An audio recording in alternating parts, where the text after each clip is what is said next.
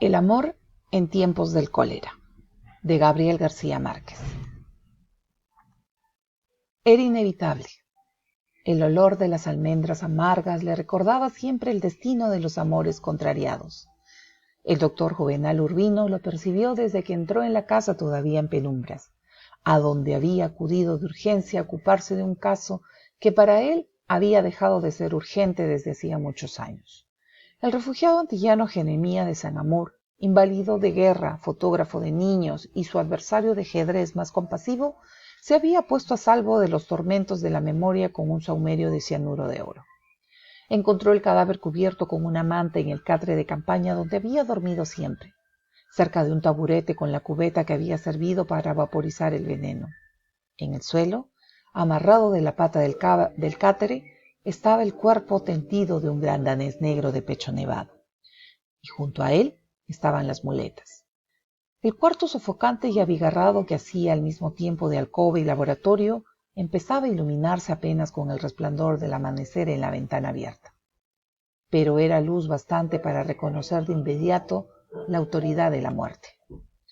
Las otras ventanas, así como cualquier resquicio de la habitación, estaban amordazadas con trapos o selladas con cartones negros, y eso aumentaba su densidad opresiva. Había un menzón atiborrado de frascos y pomos sin rótulos, y 2 cubetas de peltre descascarado bajo un foco ordinario cubierto de papel rojo. La tercera cubeta, la de líquido fijador, era la que estaba junto al cadáver. Había revistas y periódicos viejos por todas partes, pila de negativos en placas de vidrio, muebles rotos, pero todo estaba preservado del polvo por una mano diligente. Aunque el aire de la ventana había purificado el ámbito, aún quedaba para quien supiera identificarlo el rescoldo tibio de los amores sin ventura, de las almendras amargas. El doctor Juvenal Urbino había pensado más de una vez, sin ánimo premonitorio, que aquel no era un lugar propicio para morir en gracia de Dios. Pero con el tiempo terminó por suponer que su desorden obedecía tal vez a una determinación cifrada de la divina providencia. Un comisario de policía se había adelantado con un estudiante de medicina muy joven que hacía su práctica forense en el dispensario municipal, y eran ellos quienes habían ventilado la habitación y cubierto el cadáver mientras llegaba el doctor Urbino. Ambos lo saludaron con una solemnidad que esa vez tenía más de condolencia que de veneración, pues nadie ignoraba el grado de amistad con Jeremías de San Amor. El maestro eminente estrechó la mano de ambos, como lo hacía desde siempre con cada uno de sus alumnos antes de empezar la clase diaria de clínica general, y luego agarró el borde de la manta con las yemas del índice y el pulgar, como si fuera una flor, y descubrió el cadáver palmo a palmo con una parsimonía sacramental. Estaba desnudo por completo, tieso y torcido, con los ojos abiertos y el cuerpo azul, y como 50 años más viejo que la noche anterior. Tenía las pupilas diáfanas, la barba y los cabellos amarillentos, y el vientre atravesado por una cicatriz antigua cosida con nudos de enfardelar. Su torso y sus brazos tenían una envergadura de galeote por el trabajo de las muletas, pero sus piernas inermes parecían de huérfano. El doctor Juvenal Urbino lo contempló un instante con el corazón adolorido, como muy pocas veces en los largos años de su contienda estéril contra la muerte. «Pendejo», le dijo. Ya lo peor había pasado. Volvió a cubrirlo con la manta y recobró su prestancia académica. En el año anterior había celebrado los 80 con un jubileo oficial de 3 días, y en el discurso de agradecimiento se resistió una vez más a la tentación de retirarse.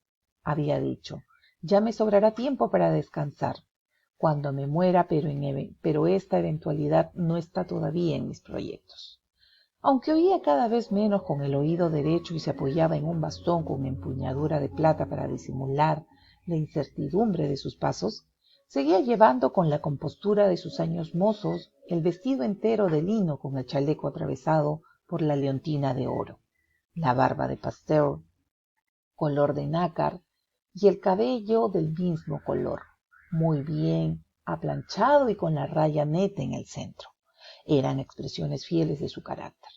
La erosión de la memoria, cada vez más inquietante, la compensaba hasta donde le era posible con notas escritas deprisa en papelitos sueltos, que terminaban por confundirse en todos sus bolsillos, al igual que los instrumentos, los frascos de medicina y otras tantas cosas revueltas en el maletín atiborrado. No solo era el médico más antiguo y esclarecido de la ciudad, sino el hombre más atildado. Sin embargo, su sapiencia demasiado y ostensible y el modo nada ingenuo de manejar el poder de su nombre le habían valido menos afecto de los que merecía. Las instrucciones al comisario y al practicante fueron precisas y rápidas. No había que hacer autopsia. El olor de la casa bastaba para determinar que la causa de la muerte habían sido las emanaciones del cianuro activado en la cubeta por algún ácido de fotografía, y Jeremías de San Amur sabía mucho de eso para no hacerlo por accidente. Ante una reticencia del comisario, lo paró con una estocada típica de su modo de ser. No se olvide que soy yo el que firma el certificado de defunción. El médico joven quedó desencantado. Nunca había tenido la suerte de estudiar los efectos del cianuro de oro en un cadáver.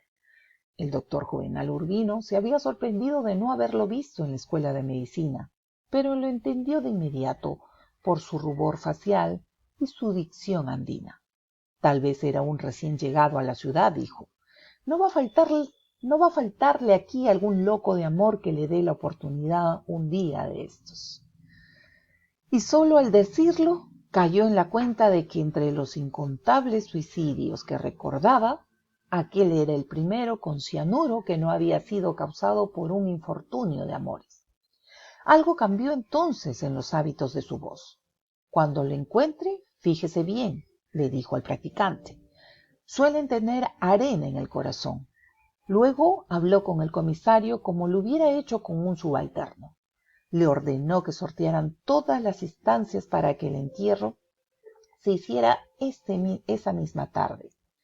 Y con el mayor sigilo, dijo. Yo hablaré después con el alcalde.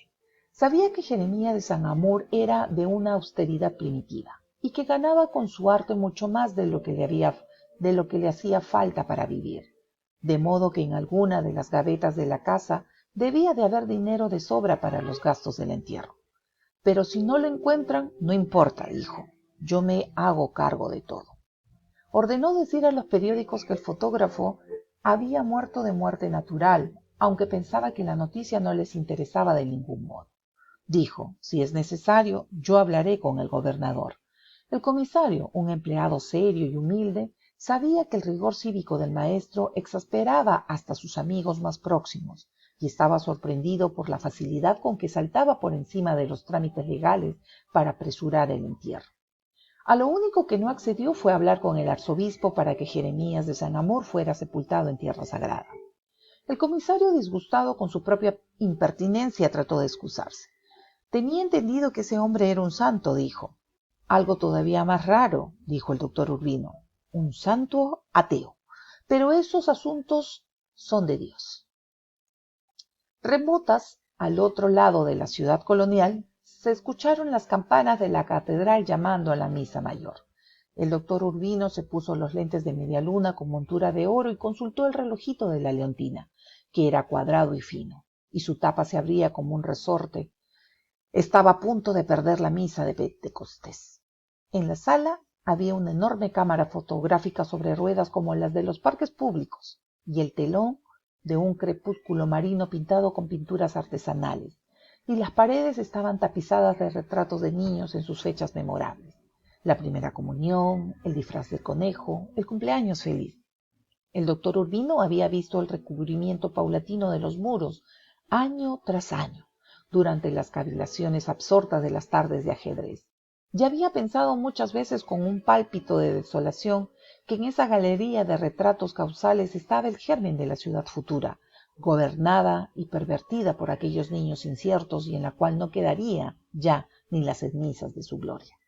En el escritorio, junto a un tarro con varias cachimbas de lobo de mar, estaba el tablero de ajedrez con una partida inconclusa.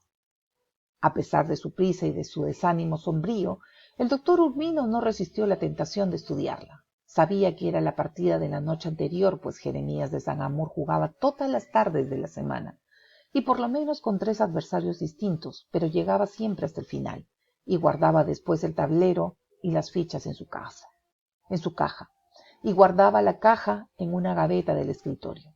Sabía que jugaba con las piezas blancas y que aquella vez era evidente que iba a ser derrotado sin salvación en 4 jugadas más. Si hubiera sido un crimen, aquí habría una buena pista, se dijo. Solo conozco un hombre capaz de componer esta emboscada maestra. No hubiera podido vivir sin averiguar más tarde por qué aquel soldado indómito, acostumbrado a batirse hasta la última sangre, había dejado sin terminar la guerra final de su vida. A las 6 de la mañana, cuando hacía la última ronda, el sereno había visto el letrero clavado en la puerta de la calle. Entré sin tocar y avisé a la policía. Poco después acudió el comisario con el practicante y ambos habían hecho un registro de la casa en busca de alguna evidencia contra el aliento inconfundible de las almendras amargas. Pero en los breves minutos que demoró el análisis de la partida inconclusa, el comisario descubrió entre los papeles del escritorio un sobre dirigido al doctor Juvenal Urbino, y protegido con tantos sellos de lacre que fue necesario despedazarlo para sacar la carta, el médico apartó la cortina negra de la ventana para tener mejor luz. Echó primero una mirada rápida a los 11 pliegues escritos por ambos lados con una caligrafía servicial, y desde que leyó el primer párrafo comprendió que había perdido la comunión del Pentecostés. Leyó con el aliento agitado, volviendo atrás en varias páginas para retomar el hilo perdido, y cuando terminó parecía regresar de muy lejos y de mucho tiempo. Su habitamiento era visible a pesar del esfuerzo por impedirlo. Tenía en los labios la misma coloración azul del cadáver, y no pudo dominar el temblor de los dedos cuando volvió a doblar la carta y se la guardó en el bolsillo del chaleco. Entonces se acordó del comisario y del médico joven, y le sonrió desde las brumas de la pesadumbre. Nada de particular, dijo. Son sus últimas instrucciones. Era una verdad a medias, pero ellos le creyeron completa porque él les ordenó levantar una baldosa suelta del piso y allí encontraron una libreta de cuentas muy usada, donde estaban las claves para abrir la caja fuerte. No había tanto dinero como pensaban, pero lo había de sobra para los gastos del entierro y para saldar otros compromisos menores. El doctor Urbino era entonces consciente de que no alcanzaría a llegar a la catedral antes del Evangelio. Es la tercera vez que pierdo la misa del domingo desde que tengo uso de razón, dijo, pero Dios entiende. Así que prefirió demorarse unos minutos más para dejar todos los pormenores resueltos, aunque apenas si podía soportar la ansiedad de compartir con su esposa las confidencias de la carta. Se comprometió a avisar a los numerosos refugiados del Caribe que vivían en la ciudad por si querían rendir los últimos honores, a quien se había comportado como el más respetable de todos, el más activo y radical, aún después de que fue demasiado evidente que había sucumbido a la remora del desencanto.